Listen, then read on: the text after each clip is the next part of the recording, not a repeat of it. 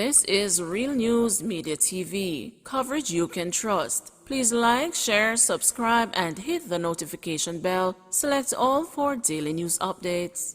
Good morning, my Real News Media TV family. Welcome back to the channel and Merry Christmas to one and all. And I'm wishing for everyone a happy and wonderful day. And in the news this morning for December 25, 2022, Christmas Eve operation leads to ammunition find in Westmoreland. The Westmoreland police say they seized a magazine containing several rounds of ammunition in Orange Hill District in the parish on Saturday, December 24. Reports are that between 1:30 p.m. and 2:45 p.m., the Divisional Criminal Investigations Branch led an intelligence-driven operation at a house in the community where one magazine containing 4 9mm rounds of ammunition was found in the cellar of the house. No one was arrested in connection with the seizure. Investigations are ongoing. Detective among 2 charged with a cooking gas heist. Detectives assigned to the St. Catherine North Police Division have laid charges against the 2 men, including a colleague with a recent multi-million-dollar robbery of a delivery truck laden with cooking oil. Charged with robbery with aggravation and kidnapping are Detective Corporal Maurice Whittingham, 35, and a 34-year-old construction worker, Michael Daly. The charges were laid following a question and answer session on Friday. A court date is being finalized. The charges stem from an incident which occurred last Saturday along the Spanish Town bypass in St. Catherine. It is alleged that both men held up and robbed an international truck laden with cooking oil from Seprod. The police said the truck was recovered in the Thetford community near Old Harbor.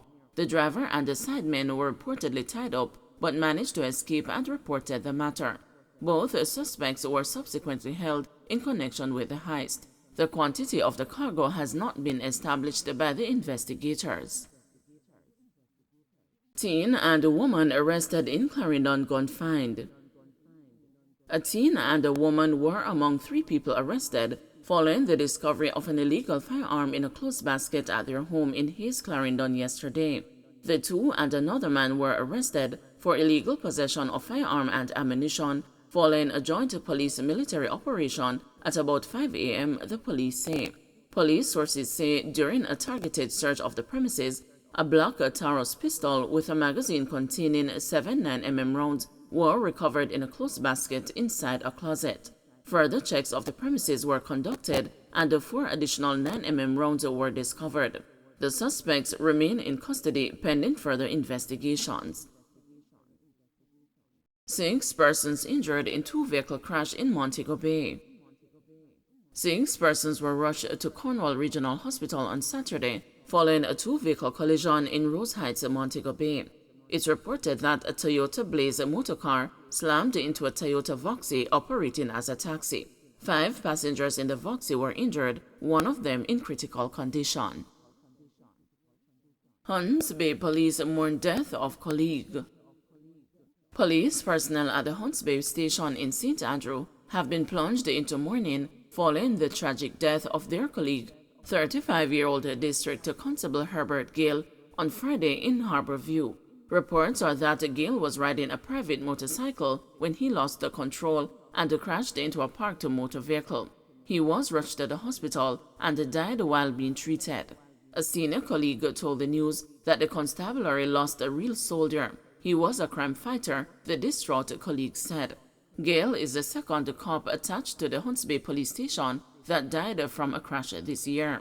In April, Constable Donald Carr was killed in a car crash on the Edward Seaga Highway. It is reported that on April 30, at about 8 p.m., Carr was traveling to work along the highway in St. Anne when his vehicle got out of control. The car overturned and landed in a ditch in the vicinity of Golden Grove. A female passenger survived the crash. The cops at Hunts Bay are to receive grief counseling. Road deaths climbed to 465 this year, says RSU. The Road Safety Unit is reporting that with 7 days to go in 2022, a total of 465 people have been killed in motor vehicle crashes this year.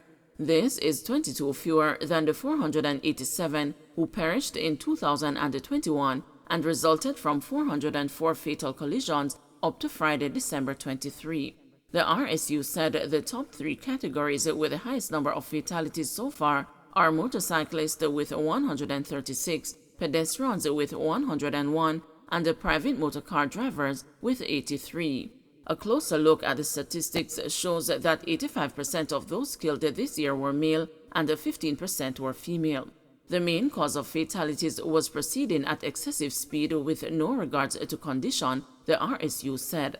On a positive note, fatal crashes have decreased by 4%, while fatalities have decreased by 0.2% when compared with a similar period in 2021. The RSU has noted that at the start of the year, fatalities for 2022 were projected to decrease by 8%. However, the projection as at November indicates a decrease of 1%. The statistics shows the following. Pedestrians account for 22% of the road users killed as at December 23, 2022. Motorcyclists account for 29%. Private motor vehicle drivers account for 18%. Private motor vehicle passengers account for 14%. And the vulnerable road users such as pedestrians, pedal cyclists, motorcyclists, and pillion riders account for 58% of the road users killed as at December 23, 2022. Data collection for population census will continue into early 2023. The Statistical Institute of Jamaica will miss this month's deadline for data collection for the 2022 population and housing census. Statin disclosed on Friday that data collection for the 2022 population and housing census will be extended into the first quarter of next year to ensure maximum coverage of the Jamaican population. Data collection started in September on a phased basis. Since then, census takers have been deployed island-wide, but Statin says there are more people to be counted. The population and housing census, conducted every 10 years, is one of the most important sources of data in a country. It provides benchmark estimates about the size of the population, as well as important demographic and socio-economic indicators for policy planning and decision-making by the government, private sector, and other key stakeholders.